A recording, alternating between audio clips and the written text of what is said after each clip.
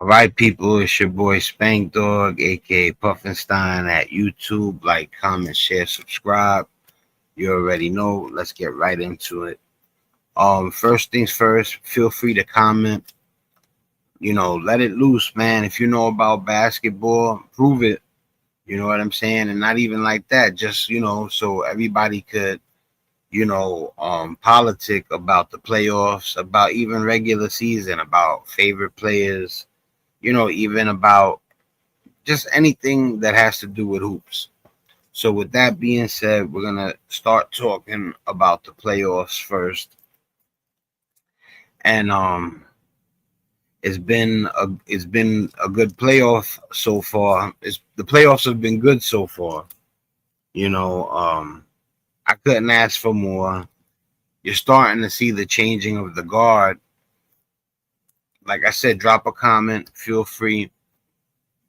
But you're truly seeing a changing of the guard. You got to think about it. Kobe, 5 rings. That was probably the earliest of the bunch. Stephen Curry, 4 rings. First of all, Kobe, rest in peace also. But Stephen Curry, 4 rings. LeBron, 4 rings.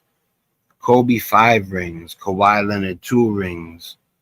Um, Kevin Durant, 2 rings, but a person that I truly believe should have more than 2 rings. Just like I believe LeBron should have more than 4 rings. I feel like Kevin Durant should have 4 rings and LeBron should have at least 6. And that's a fact. That's just how I feel. But circumstances matter.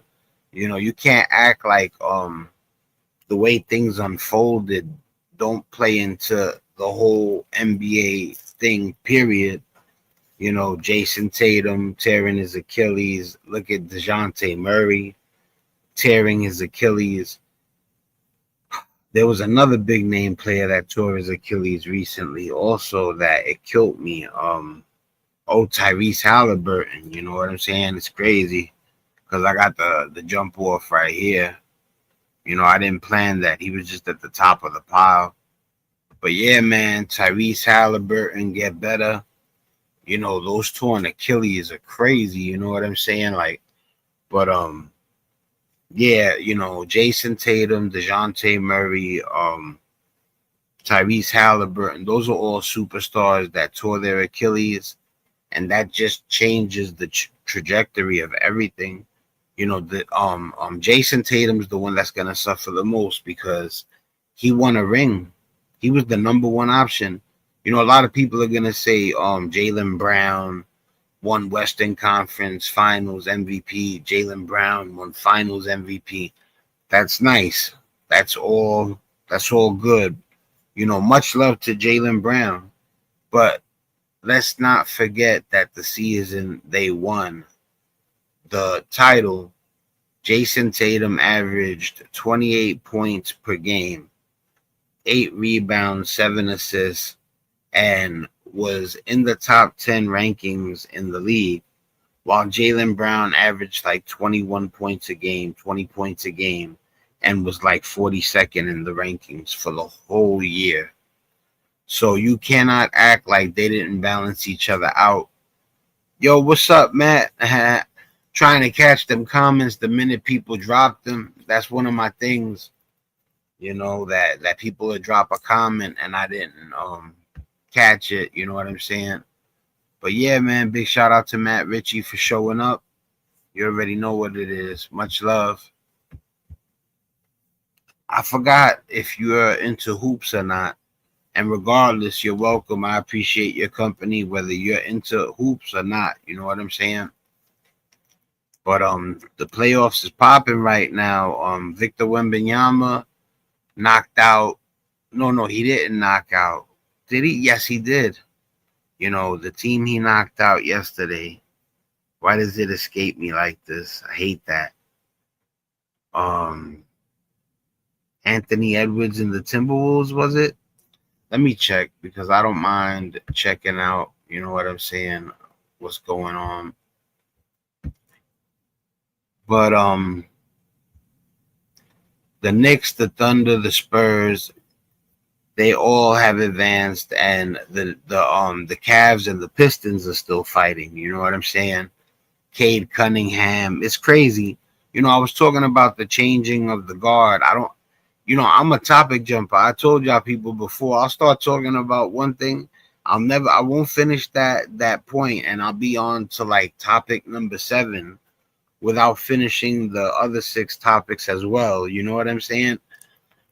But we're gonna try to stick to the points and finish them. It does feel like a changing of an era. If you think about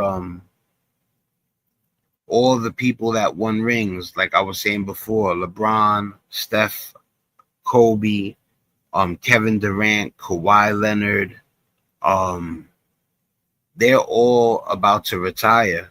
All the guys that won multiple rings, because most of the time when a player wins a ring, he wins a second one at least. If you think about it, the guys I just named, they ran all the rings that came in the last 20 years went to Kobe, maybe Tim Duncan. You get what I'm saying? Like Dwayne Wade got 3, LeBron got 4, Steph got 4, Kawhi got 2, Kevin Durant got 2, and that's just what it is. A single ring, it doesn't happen often. So because, well, first of all, I'm a Knicks fan. You know what I'm saying? I don't got the hat on because it didn't match. The two blues are different.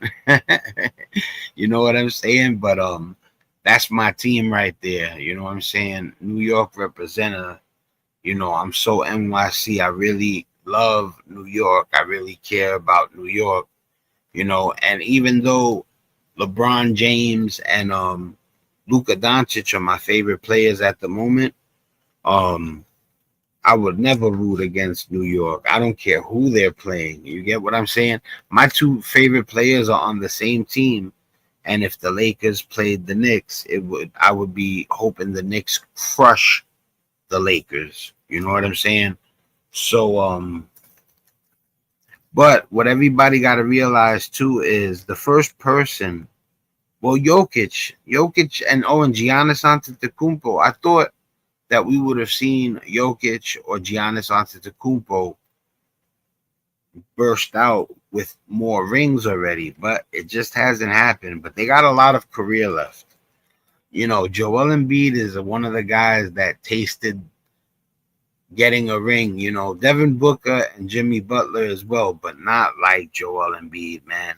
It's to the point where, it's not easy to feel bad for a man who calls himself Troll Embiid. You get what I mean? He's got a little creepy. He's not creepy, but he's a little bit of me. He's a little mean. He's a little bit of a creep. You know what I'm saying? All right, big shout out to LV Hammer. Though Denver also, I hope Joel gets a ring next year. Yeah, I feel you on that. You know what I'm saying? It's crazy that you said that, man, because I know I got him here somewhere. Yeah, I thought he was gonna win this year too. This is a nice one of them. Matter of fact, I got 2 nice ones right there. This one right here is limited to 99. There's only 99 of those in the world. If you could see it, I have a hard time getting the. But anyway, you get the point. And then this one is it the same card? Yeah, they're the same card. And yeah, when in that game 7, when he did what he did, I forgot who he destroyed. He made it out, and then they swept him. Who was it that swept? Can't believe he had an appendix thing right at the time of the playoffs. Oh, really? I didn't know that. Yeah, man, Joel Embiid got it rough, man. You know what it is, too? Sometimes when you're that big a person, your body, is hard for your body to hold up. You look at guys like Jokic, Wembanyama, Kristaps Porzingis. Those guys, to be that tall and do what they do, it's amazing.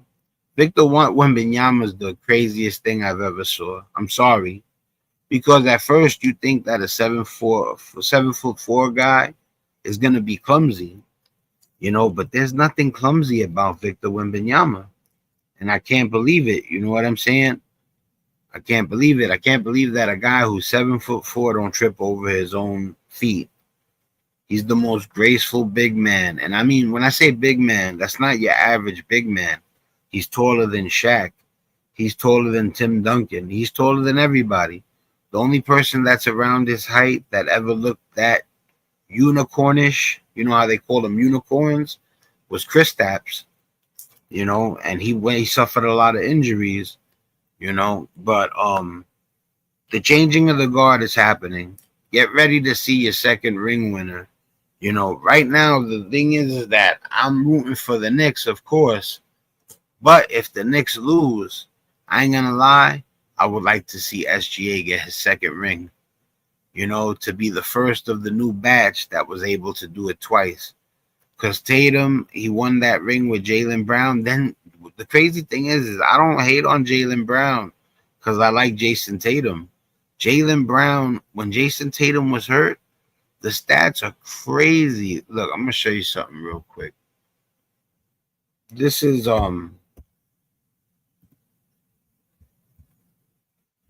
show you guys something.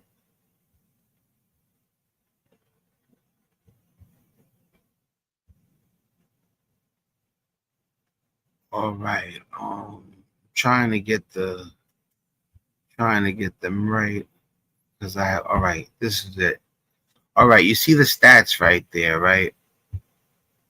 Now, if you go down, right,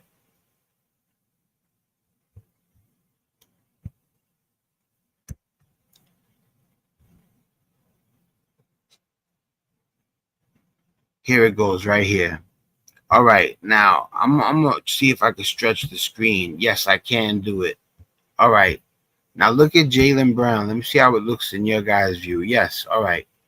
Look at Jalen Brown, what he did in Jason Tatum's absence. This is 20. Now, remember, mind you, this is a guy that never averaged over 23, 24 points per game, 25 points per game. And in the last year before Tatum got hurt, he only averaged like 21, 22 points per game, while Jason Tatum averaged 28, 29 points per game. But Jason Tatum went out. And in his absence, in Jason Tatum's absence, Jalen Brown proved that he can be a franchise cornerstone and he can be a number one option, no doubt. So look at Jalen Brown right here. Jason Tatum's hurt. And I'm going to tell you something. The defense can lock in on you when you don't have another superstar. When you have a superstar, they can't double team as much. But when you only got one superstar, they can double team. They could triple team. They must have been all over Jalen Brown. He still averaged 28.7 points per game, 6.9 rebounds per game, 5.1 assists per game. And he did it on 47% shooting. Now, that's what you call crushing it. That's what you call. All right, let me look at some of these too. Victor Wembanyama, Victor Wembanyama don't only make threes; he puts the ball on. Oh, there you go. All right. Matter of fact, I'm gonna highlight your comment. It's a good comment. Let's read that comment. Vic makes threes, handles the ball. Kareem Abdul-Jabbar earlier. Brown was close to MVP level. Yeah, Jalen Brown is a player who can be an MVP. Yeah. First of all, look, you got to think about it. When a man wins Western Conference Finals over the first option, then wins Finals MVP over the first option, then the first option goes out with a torn Achilles, and the second option plays just like the first option did, that tore his Achilles in Jason Tatum. Yeah, you got a guy that's special, and he got a ring. That's the biggest thing out of everything. I noticed you could get MVP, you could win the scoring title. Those are beautiful accolades, really beautiful accolades. But the ring, it's special. It doesn't. Nothing tops the ring. That's just what it is. And it's not me who made it like that, but I understand it. If you don't make it to the end and win, the one thing about the ring is that you see a superstar make other players better, you know, or they come together, chemistry, formula. You get what I'm saying? Let me read some of these other comments. Josh Hart when Brunson was out. Yeah, Josh Hart's nasty. I think he's underrated. There's certain players that I think are underrated. There's quite a few actually. Jalen Brown was one of them. But Josh Hart is underrated. There's tons of people that are underrated. Um, let's look through the thing real quick. Oh, Jalen Johnson is underrated. That's a definite. Jalen Johnson was the 7th best player in the world this year, ranked by ESPN, 7th in the world. The kid averaged 22.5 points, 10.3 rebounds, and 7.9 assists per game. And he did that on 49% shooting, which is pretty much 50%. Jalen Johnson is underrated. Cade is finally, people are seeing what Cade is finally. Let's see who else is underrated. Denny Avdija, people are finally, I know about, I don't mean to be like that. Like I know about him before everybody else, but I'm really into this. You see, I collect, I invest. It's my duty to know about the cards and about the NBA. So the people I'm gonna name some of the most underrated players in the NBA right now. Denny Avdija, Alperen Şengün, Lauri Markkanen, you know,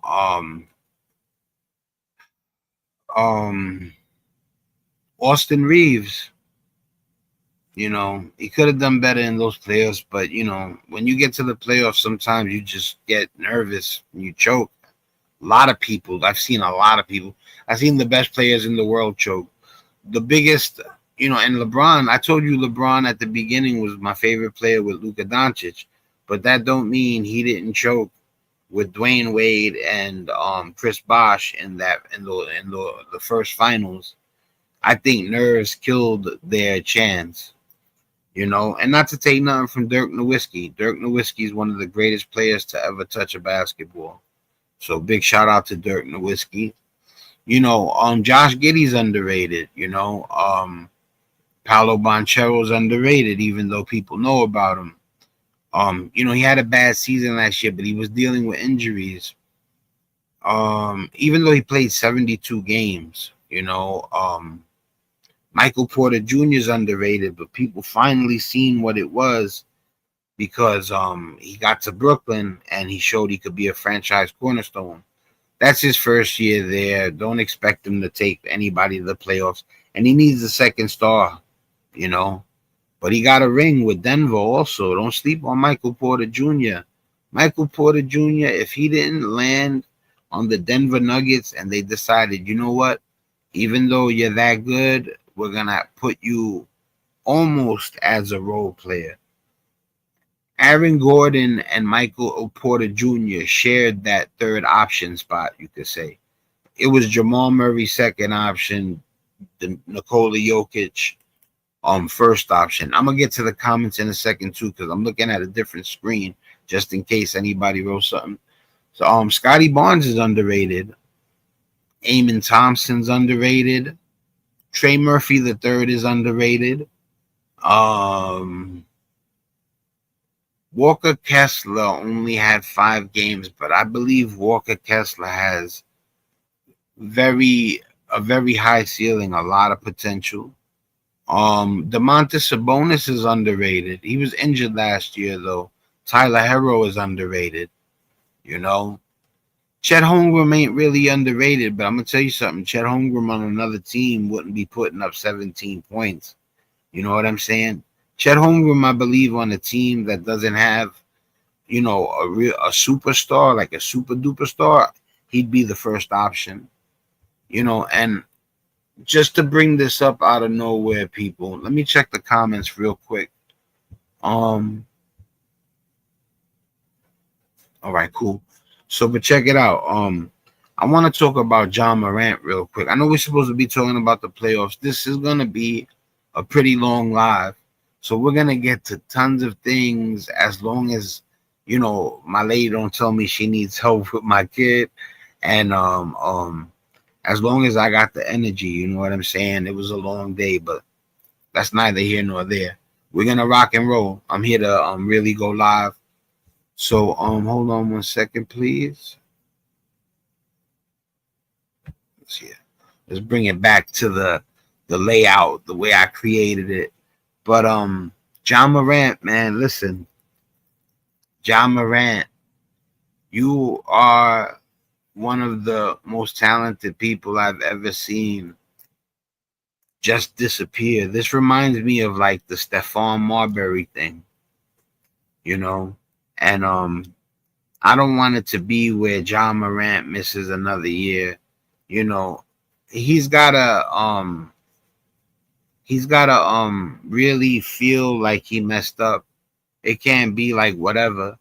You know what I'm saying? And at the same time, you can't pound that young man to the point where you don't give him a shot.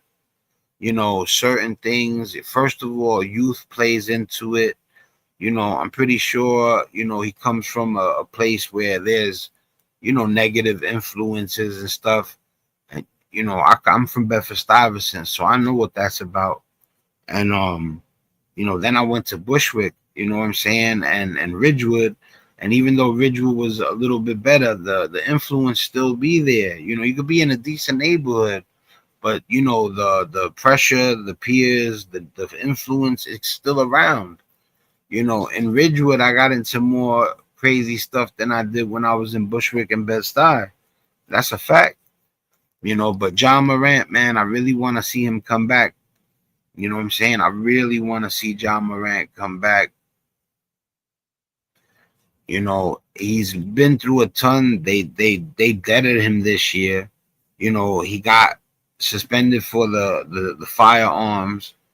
And I think that they should give the kid a chance next year. He's not a kid; he's a grown man, I know, but he's still young. They say that a human brain doesn't stop develop until 26.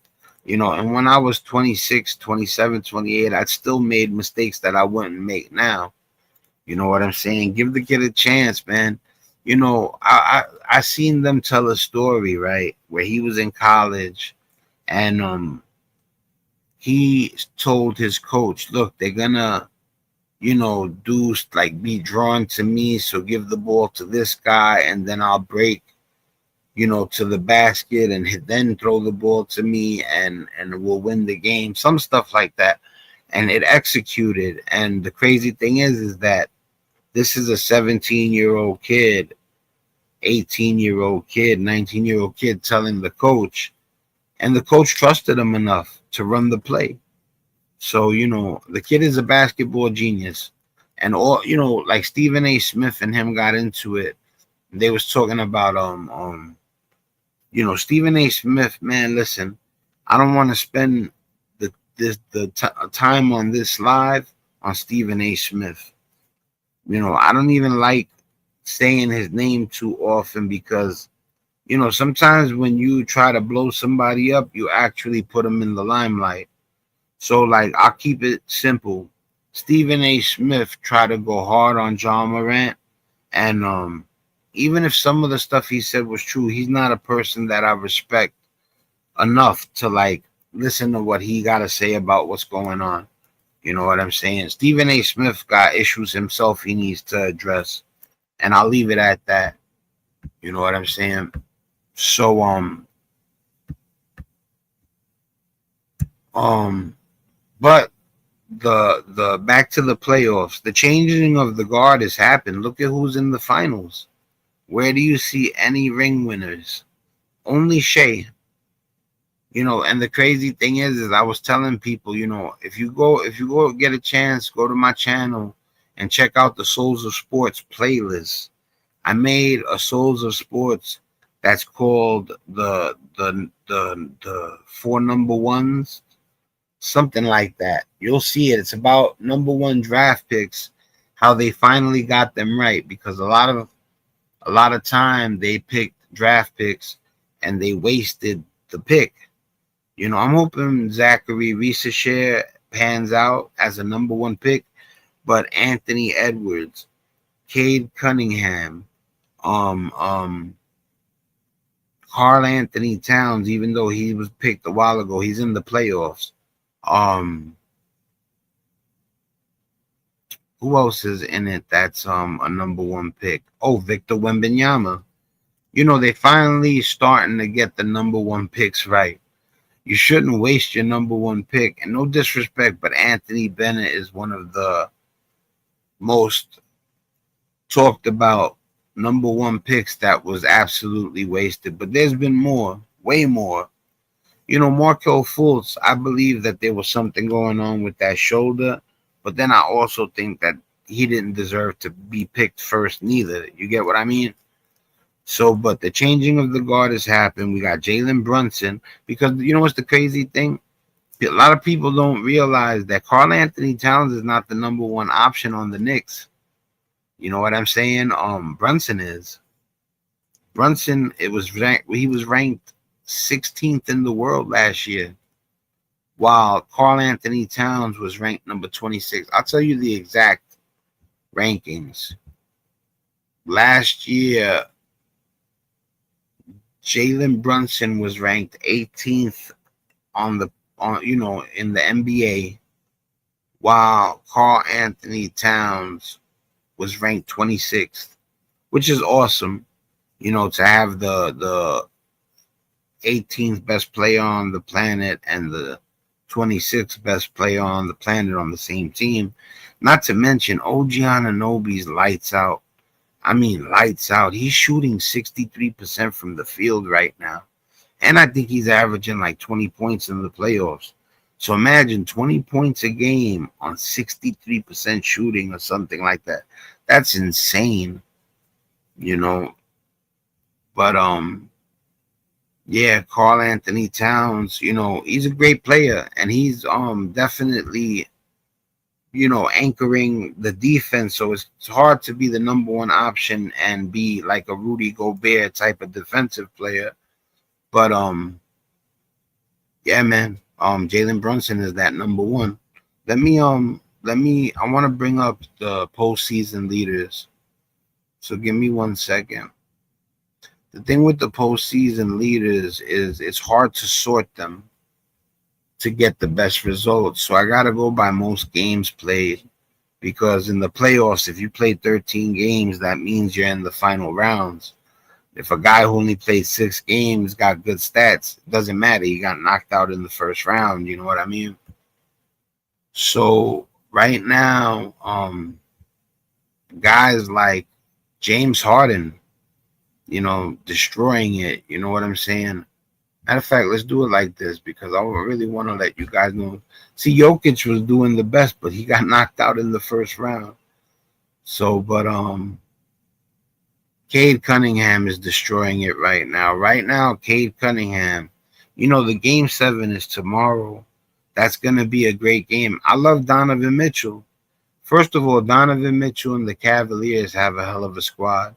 Donovan Mitchell, Evan Mobley, Jared Allen, and James Harden. That's sick. James Harden and Donovan Mitchell are both Hall of Famers.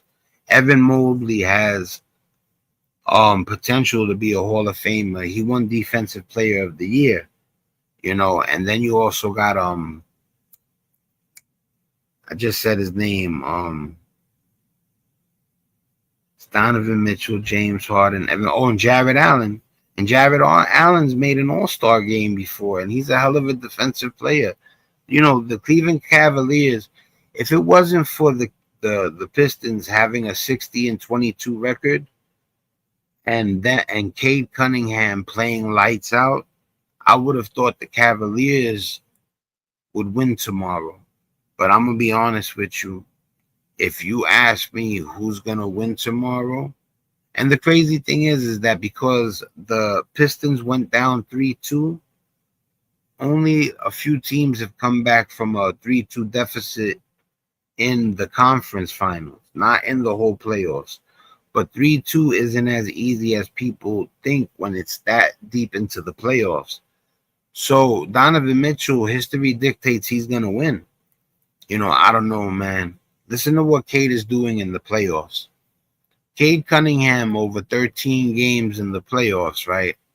He's averaging 29.3 points per game. He has a bit of turnovers, but yeah, his turnovers are bad. That's part of the reason why they're maybe in this spot. If he could have took care of the ball more, because there's no way you could say 6 turnovers a game is okay. You get what I mean? Yeah. They wouldn't be in this spot if he took better care of the ball. But still, he lights out. Because remember, his ranking is high. So that means the things that he's done makes up for the turnovers. 29.3 points per game. Almost 8 assists. So that's 29 and 8. 5 rebounds to go along with that. 1 steal per game.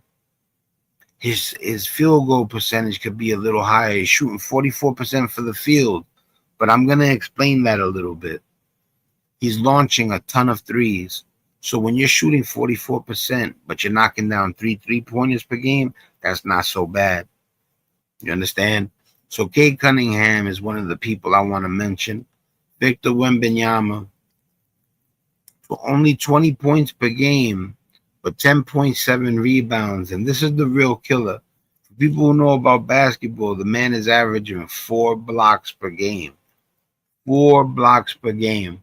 And I'm going to get to the comments. Don't worry about it. If there's any comments, I'm going to check right now.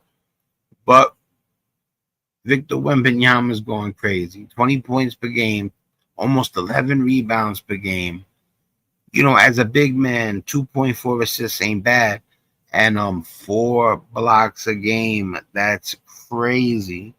People don't understand how important that is. Because if you're blocking 4 shots per game, how many shots are you altering? Because a person will go to the hole, go to lay it up, and he's gonna make them miss, even though he didn't get a piece of it. So it also has to do with shot alterations. You get what I'm saying? So big shout out to Wembanyama. Karl-Anthony Towns is doing fantastic. 17 points a game, but this is the thing. While Wembanyama, who has a great field goal percentage at 54%, 53.8, I mean, .538, let's just say 53%, 54% if you round it off. All right, Karl-Anthony Towns is shooting 59% from the field while scoring 17 points a game. That's great. To score 17 points a game while having a field goal percentage of 59% is insane. And mind you, he has help in OG Anunoby. So it's not like where he's scoring 17 points and they're like, we need more from you. That Knicks team is a full unit. They remind me of the Detroit Pistons a little bit that won it with Chauncey Billups and Rasheed Wallace. But the difference is that Jalen Brunson and Karl-Anthony Towns are more certified superstars than any of those Pistons were, I believe.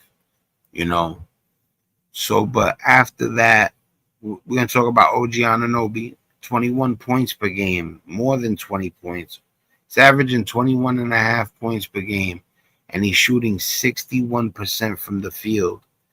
Now, what's ridiculous about that is he's knocking down almost 3 3-pointers per game. That's insane. That's crazy. He's one of the ones, he's the most biggest X factor underrated player in the playoffs right now. You know what I'm saying? I'm going to check the comments real quick. All right, cool. So, but, give me 1 second.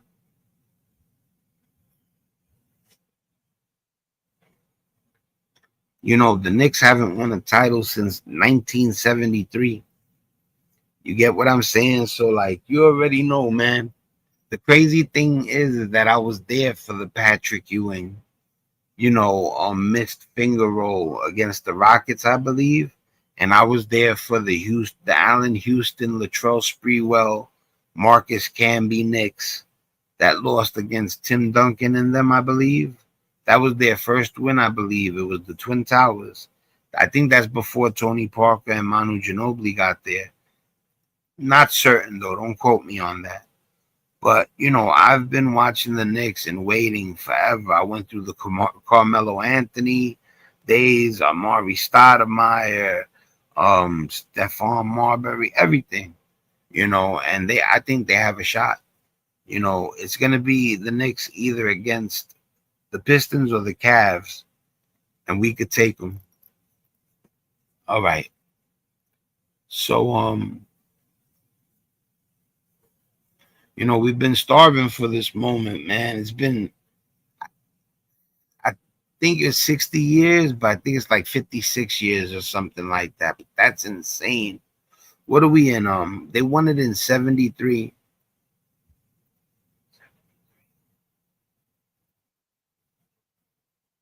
So 73, that would be 27 and 26. We haven't won it in 56, 57 years. Madison Square Garden, man, home games mean a lot for the Knicks, man. Hopefully we end up winning at, away. So when we go home, we definitely got a better shot when we're at home.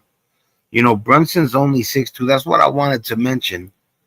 Guys like Donovan Mitchell and guys like Jalen Brunson, they're really, people don't understand how different it is for a guy like Jalen Brunson and a guy like Donovan Mitchell to do what guys like Victor Wembanyama, guys like Ant-Man, guys like LeBron James, what they do. To see Jalen Brunson and Donovan Mitchell do that type of stuff, it's very impressive because size matters in the NBA. And 6'2", you gotta go harder. I say 6'2" and under, it changes things. 6'3" is when you start to say, all right, I'm a little bit, but I'm there with them also. You know what I'm saying?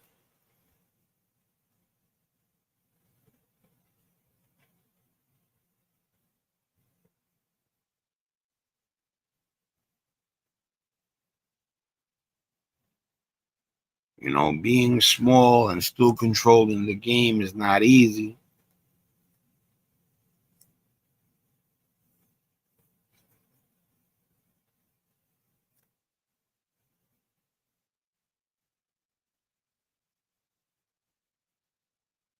Yeah, and there's a lot of number one picks in it. If Cade Cunningham wins the if Cade Cunningham wins the series, then there'll be three number one picks. There'll be three number one picks in the finals. I don't even know if there's ever been three number one picks in the conference finals the way these GMs and owners pick number one picks. Some of the number one picks that have been picked in recent times or even a little further back are crazy.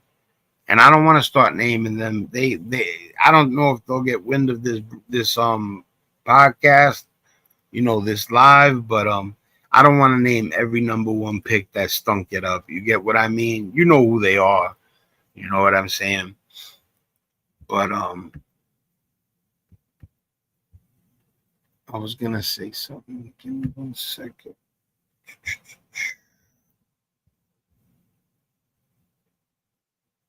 Oh, that's what I wanted to mention. All right, so some of you guys, I don't know if you know that Victor Wembanyama and Chet Holmgren really don't like each other. So I'm gonna give you a little glimpse of a guy who did a video. Oh, matter of fact, it's my man Jimmy High Roller. I believe that's how you're supposed to say the name of his channel, but he's got a hell of a Hoops channel. You know, I respect him a lot as a content creator. And he was one of the people that I started watching, you know, that I looked at YouTube like it was, you know, good to watch because of guys like him. So I'm gonna share a little bit of the Victor Wembanyama and Chet Holmgren video. Just give me 1 second.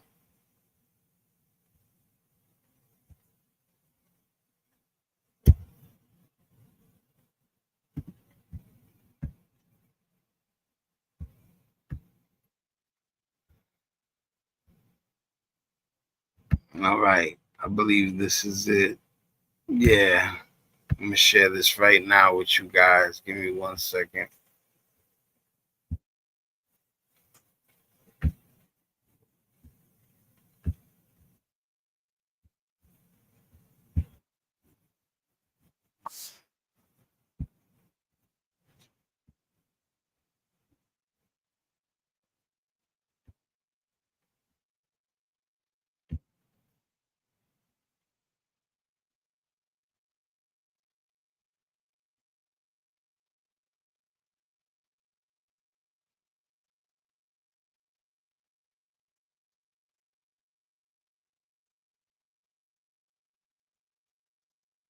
All right, I'm gonna start it right here because this should give you a pretty good idea of where it starts.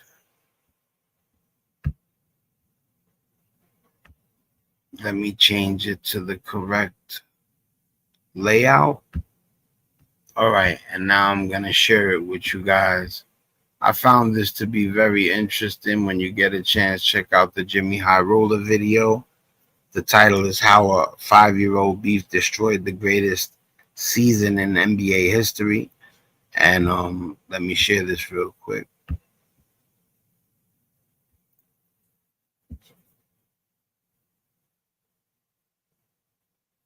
Yo, people, if you come in, feel free. Drop some comments, man. Drop a ton of comments. Talk about anything in NBA you want to talk about. I don't care if it's Rucker Park, street hoops. You know, I mess with that too. You know. All right, hold on 1 second. Just want to make sure it's the right video. Full screen it.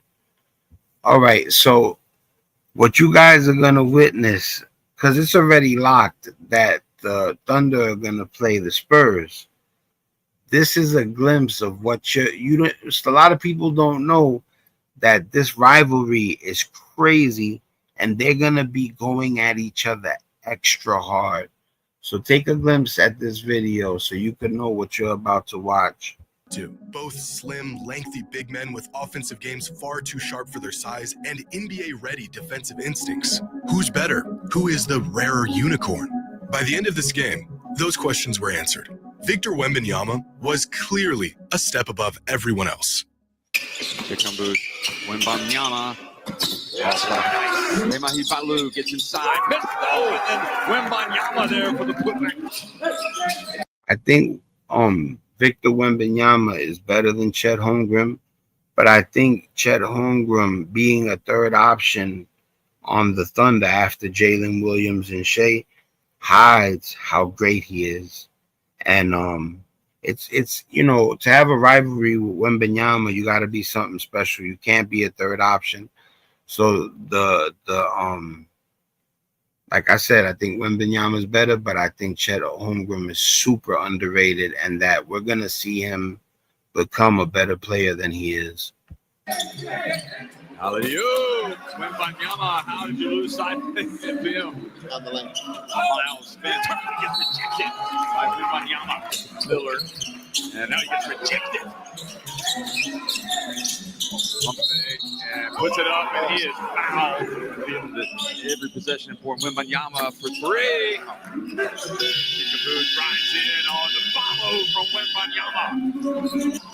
Again, Lofton, and this time rejected. Hand on it. It's another tough shot attempt. Miles, he gets blocked by Wembanyama. Now, even though he's going nuts, the game is close.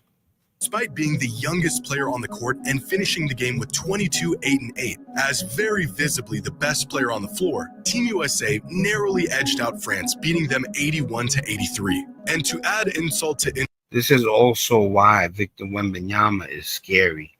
And I mean scary in a good way. Look, I hope you don't take it that serious. You get what I mean? But, I mean, he really is crushed when he loses. Look at his reaction when he realizes they're going to lose. Hand on it. It's another tough shot attempt today. Miles, he gets blocked by Wembanyama. Despite being the youngest player on the court and finishing the game with 22, 8, and 8, as very visibly the best player on the floor, Team USA narrowly edged out France, beating them 81 to 83. And to add insult to injury, the tournament MVP was none other than Chet Holmgren. Wow, you seen him bite the shirt? That's insane. I don't even know if I've seen a person.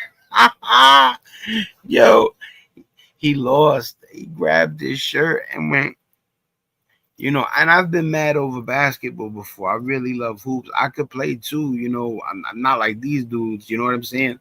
But I get busy and yeah, man, I know what that feeling's like. I've football punted the basketball, out of the basketball court into the baseball field.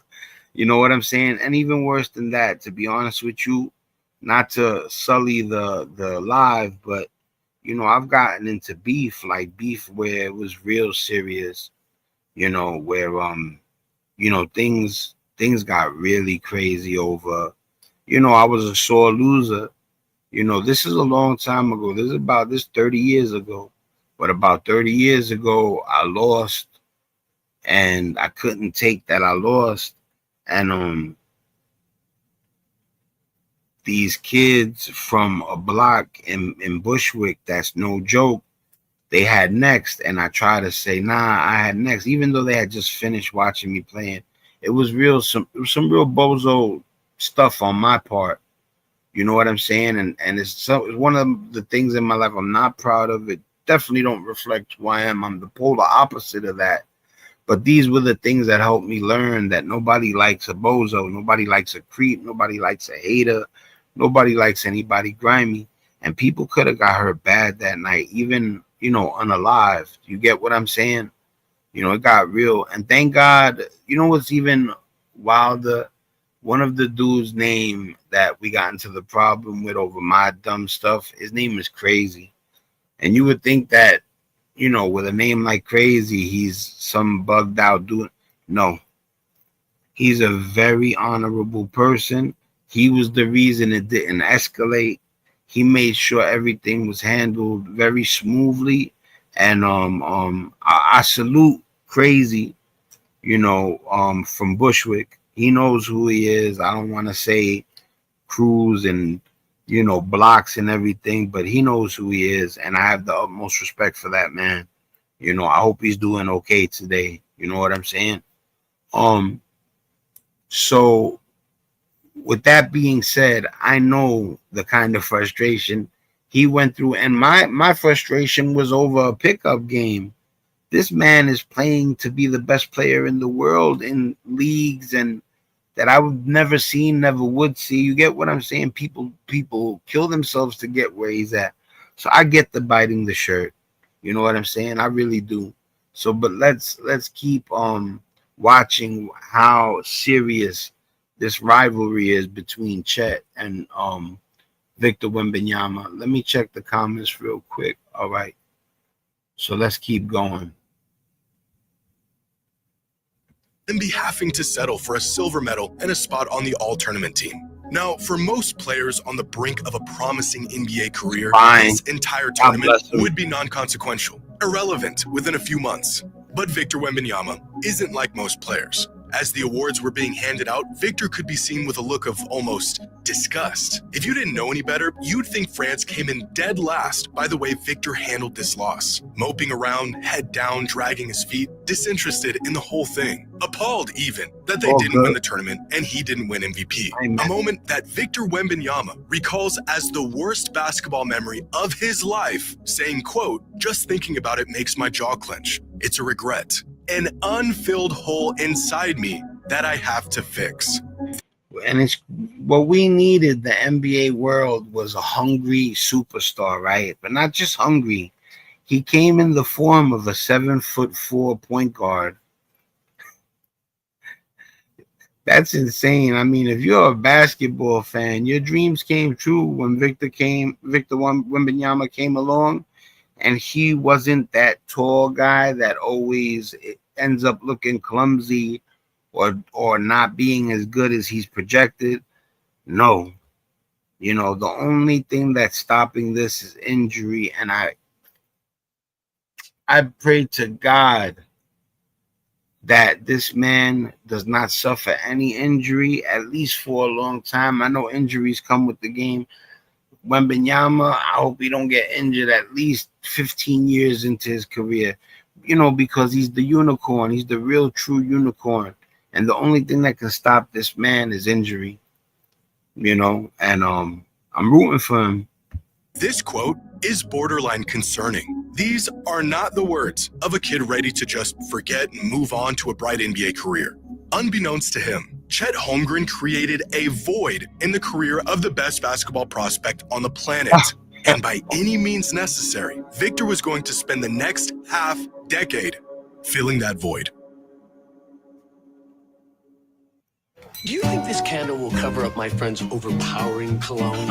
Impossible. Hey, do you mind paying? All I have are nickels. Not at all. Do you change for a nickel? Unlimited 2% cash rewards on purchases. The Active Cash credit card from Wells Fargo. Terms apply. It's been difficult. I have so many lectures that I have to. You know, big shout out to Jimmy High Roller. You know, he's been one of my favorites for a long time on YouTube. Go check his channel out. I'm gonna play a little more too. Let's get past these commercials And understand from my classes. Using Lens and Chrome makes it all simple.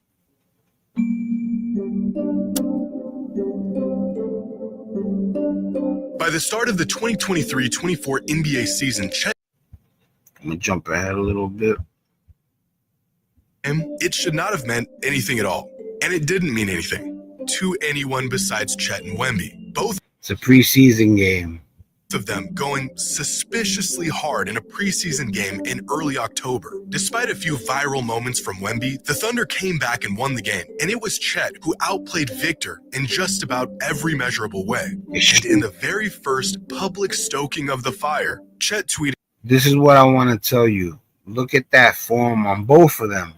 But Chet Holmgren, look at his form when he releases the ball. He's got a pure jump shot, and he's pretty tall. He can be a unicorn also. It could be where the first time we're going to see, you know, rivalries like Magic Johnson and Larry Bird. Well, there's a chance we're going to see a rivalry in the form of 2 7-footers that play like point guards. You know, that's a beautiful thing. early October. Despite a few viral moments from Wemby, the Thunder came back and won the game, and it was Chet who outplayed Victor in just about every measurable way. And in the very first public stoking of the fire, Chet tweeted this after the game. As if Victor needed any more motivation, as if the kid that was left with a hole inside him that needed to be fixed needed any more fuel to the fire, Chet Holmgren just doused it with a gallon of gasoline in front of. Listen, the headbutt, you know, he got mad, so he mentioned it, but it wasn't something that should have stoked the fire that much. But you got to remember, you know, a lot of people don't know how absolutely hungry Victor Wembanyama is. Of the entire world. And thus, this rivalry officially began. In his post-game interview, Chet was asked about his budding rivalry with Wemby, to which he had this to say. I know you and Victor have been connected for years, even though you haven't played against each other very much. And he just was saying that he thinks this is going to be the Sounds like Brian Windhorst. start of a lot of really good games against each other. Do you feel that way? 100%. You know, I played against him a couple years ago in FIBA, and you know, I plan to play a long time, and I'm sure he does too. So there'll be no choice but to, you know, go back and forth. So, and he was right. There has, in fact, been no choice but to go back and forth. Even before their first regular season matchup, their relationship was already being labeled as the makings of NBA's next intense rivalry. Now, the crazy thing is, right, is that this ended up coming to fruition. Like, they really, literally ended up, they're about to play each other in about a couple of days. And what you're going to see is the ferociousness, at least from Wembanyama, that a lot of people don't see often. And then the even more crazier thing is that it's gonna be coming from a 7'4" monster, and in a good way, you know what I'm saying? So all right, now I wanted to talk about something else. Give me 1 second, people.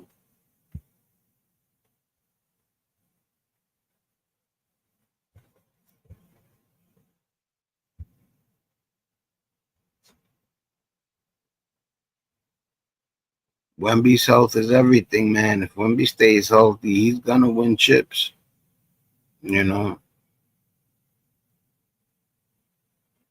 Donovan Mitchell came out in 2017. Really, honestly, not only does history dictate that Donovan Mitchell's gonna win tomorrow because he went up 3-2, he's also been in the league for about 8 or 9 years, and that's usually when people make their breakthrough. So, really honestly, if they ask me who's going to win, I would say the Cavaliers. But there's just something about Cade Cunningham. And you got to remember, too, that record, that 60-22 record, that's not a record to sneeze at. You know what I'm saying? But like I said, if I was a betting man, I would bet on the Cavs to win Game 7. It's just what it is. All right.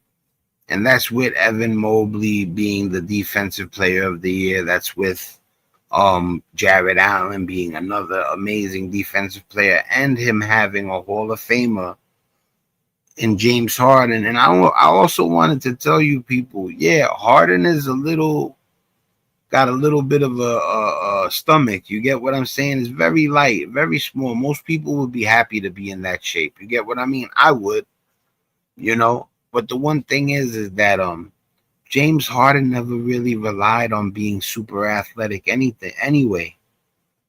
This is a man that created dribble moves while he was in the NBA. Dribble moves we never seen before, I've seen him do sidestep jumpers when nobody was doing them.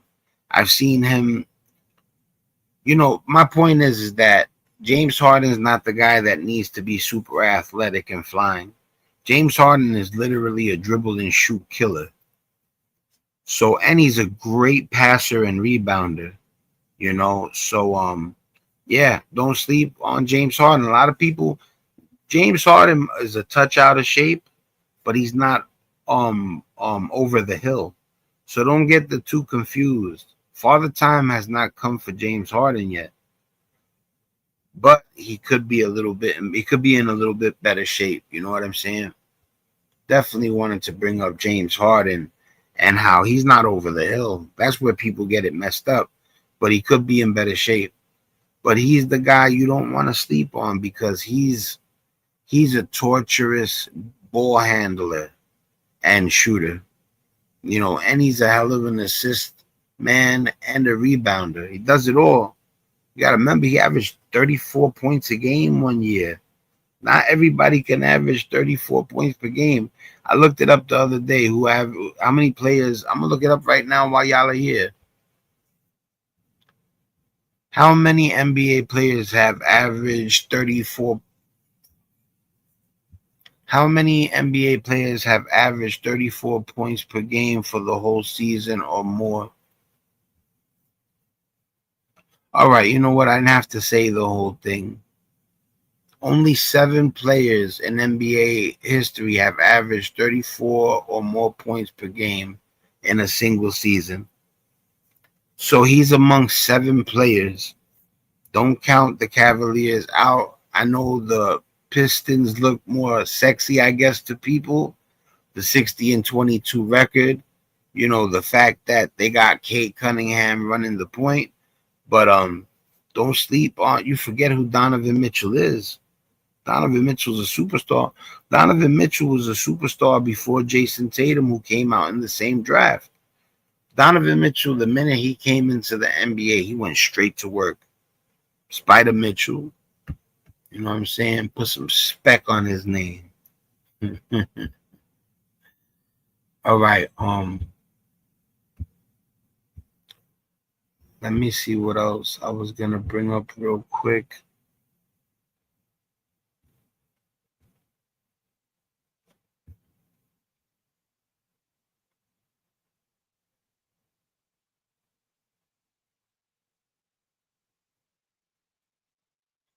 You know, the Knicks going after it, the Thunder's going after it, the Spurs are going after it, and we're gonna see who between the Cavaliers and the Pistons make it out. And then we'll have our four. You know, drop a comment. Let me know who you think will win everything. I would love to know right now, even while there's, because it's really a 15 because they're even at 3-3. So really, there's 5 teams left. If you see this part, let me know who you think is gonna win the whole playoffs. Drop a comment and say, yo, my prediction is so and so is gonna win the playoffs. You can even drop why, and a comment be greatly appreciated. I've been going through a lot of things with YouTube. I've started to get my rhythm, and I have big plans for my channel, and I'm not the kind of person that flakes out. So, show me, believe in me and show me some love, man. I could use some subscriptions, some likes, some comments, some retention, man. Like, don't click on my video and then change to another video quickly. That hurts people's channels a lot. Stick around for a second, see what I'm talking about, and yeah, man, we watching the changing of the guard, man. That's what I really wanted people to understand, that it's not LeBron no more. It's not Steph Curry. It's not, it's not Dwayne Wade. It's not Kobe Bryant. It's not, may he rest in peace. It's not Kawhi Leonard, Kevin Durant. We're waiting to see Nikola Jokic, Giannis Antetokounmpo,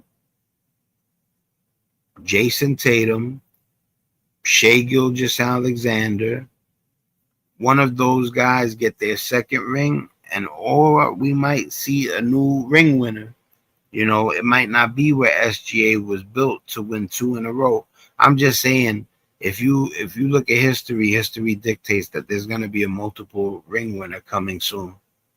That's a fact. You know what I'm saying? Who it is, I'm thinking SGA, really, but I can't think like that because I got to hope that the Knicks waxes his ass. You get what I mean? And not even gotta. I want the Knicks to wax his ass.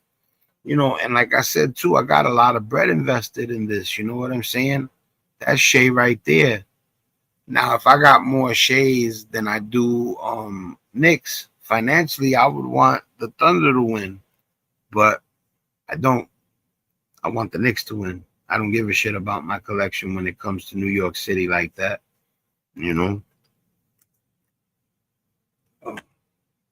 wanted to show you some Wembys, man.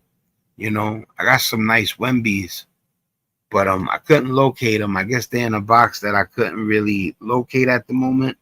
But I made sure to get Wembys before he blew up. I had people telling me that he was too slim. He's not going to hold up. He's frail. He's going to break. But the crazy thing is that I had got a glimpse of him going like this and showing his 6-pack or whatever. You know what I'm saying?